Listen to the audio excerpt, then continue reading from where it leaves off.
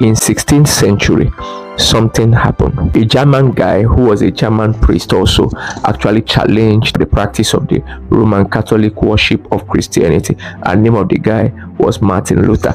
In 1517, he actually wrote 95 theses challenging the worship of the Roman Catholic then, and then a lot of people in Europe were actually speaking against him and trying to persecute him, which include the King of England then, which was King Henry VIII.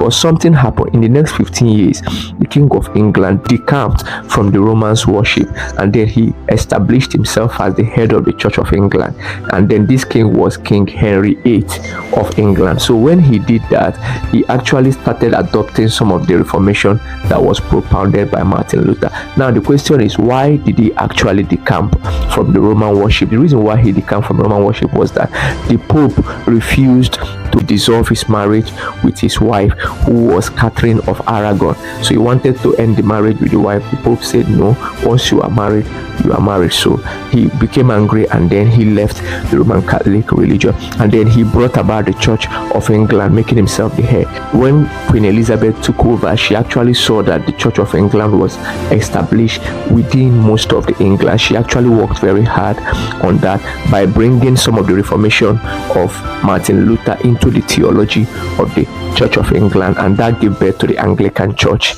we are talking about today. And the Bible was translated by King James. That was in the 17th century, 1611 precisely.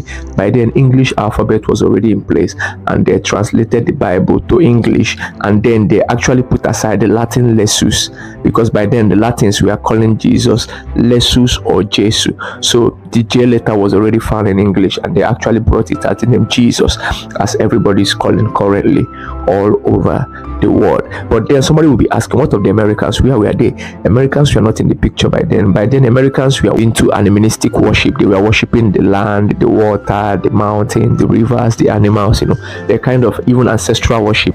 So, but then around 15th century, the Europeans actually brought colonial governments to the Americans, and then after that, they equally brought Christianity, that is Catholic and Protestant worship, across America, then invading also Africa, invading Asia, and then all parts of the world. And that was to fulfill the scripture that Jesus mentioned while he was here. He said, you shall be my disciple, and you shall spread my gospel even to the ends of the world. So Christianity was not actually the religion of anybody. The Bible said they were first called Christians in Antioch. So it was not the religion of it. It was an evolution that actually swept all over the earth. People who were fighting against it began to spread it. The kings who fought those who were spreading it, who killed those who were spreading it, at a time their children